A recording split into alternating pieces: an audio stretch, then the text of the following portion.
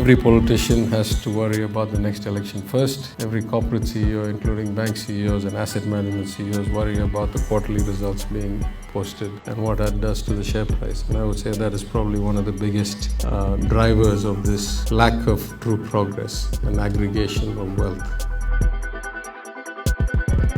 தகவல் தொழில்நுட்பம் மற்றும் டிஜிட்டல் சேவைகளுக்கான அமைச்சர் டாக்டர் பழனிவேல் தியாகராஜன் அகமதாபாத்தில் உள்ள இந்தியன் இன்ஸ்டிடியூட் ஆஃப் மேனேஜ்மெண்ட் பொது கொள்கை கழக மாணவர்களிடையே செவ்வாய்க்கிழமை உரையாற்றியுள்ளார். அவர் பேசுகையில் மாணவர்கள் எவ்வாறு தங்கள் வாழ்க்கையில் ஒழுக்கத்தோடு இருக்க வேண்டும், டெமோக்ரசி என்றால் என்ன, அரசியல் என்றால் என்ன என்று மாணவர்களுக்கு விரிவாக சொல்லியுள்ளார். அது மட்டுமில்லாமல் அனைத்து அரசியல்வாதிகளும் வரும் தேர்தலுக்காக எதிர்பார்த்து அஞ்சி இருக்கிறார்கள். கார்ப்பரேட் சிஇஓக்கள், பேங்க் சிஇஓக்கள் எல்லாரும் யோசிக்கிறார்கள் ரிசல்ட்டுக்காக என்று மாணவர்களிடையே அவர் பேசியுள்ளார். இது ஒரு புறம் இருக்க, இன்னொரு பக்கம் மகளிருக்கு இலவச பயண திட்டம் அமல்படுத்தப்பட்டதன் மூலம் தமிழ்நாட்டில் தொழில் வளர்ச்சி அதிகரித்துள்ளது என்றும் சில நாட்களுக்கு முன்பு அவர் அளித்த பேட்டி ஒன்றில் அவர் தெரிவித்துள்ளார்.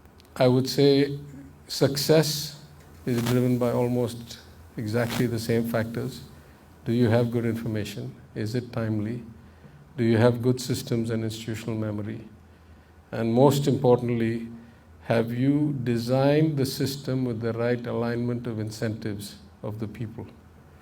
If you design it the wrong way, you get the GFC in the markets. You design it the wrong way, you get what we see now in a lot of governments, deficit spending without substantial distribution of that wealth to the bottom of the pyramid. But those on top of the pyramid keep grabbing more and more of the resources, and the government is never quite efficient in distribution. Incidentally, I would say it is a core responsibility of government, even in a capitalist system.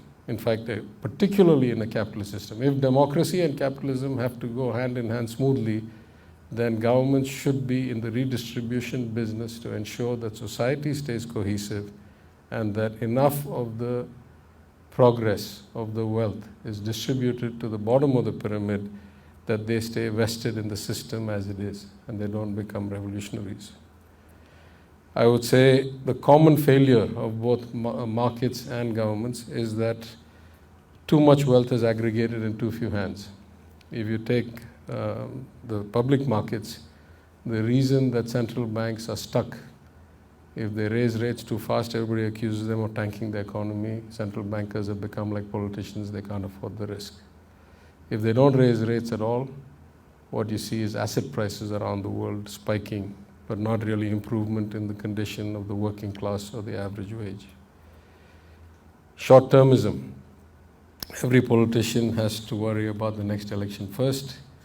Every corporate CEO, including bank CEOs and asset management CEOs, worry about the quarterly results being posted and what that does to the share price. And I would say that is probably one of the biggest drivers of this lack of true progress and aggregation of wealth. There are some differences. I would say that, relatively speaking, corporates, banking, the global financial markets are transparent and better regulated. What you see on the books is what you really expect to get, relatively speaking. Whereas in most governments, from the reported data to the unsaid things, there's a huge amount of opacity. There's also a huge amount of subterfuge. Almost nobody says what they mean, or almost nobody means what they say. At least in the corporate world and in global markets, that's not true.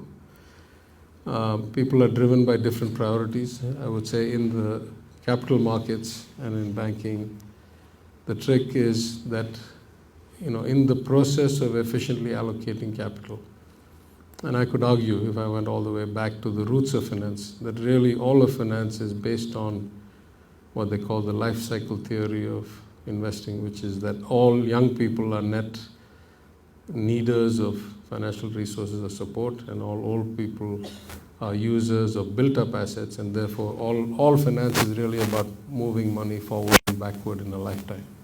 It's about bringing it forward when you're young, it's about saving it and pushing it outward when you're middle-aged and working, and about utilizing that when you're old. If that's the basis, then there are only two variables that should drive the world of finance. One is fear and one is greed. That is risk and return. In fact, the more technical finance gets, the more those things get hidden. And we get a lot of mumbo jumbo that obfuscates the fact that really all of finance is only about fear and greed. In the course of, in the case of public finance, I would say the true mark of a good government should be relatively equitable outcomes. That is, those at the bottom should get a lot of support and those at the top should be paid for it. Should be paying for it, for redistribution.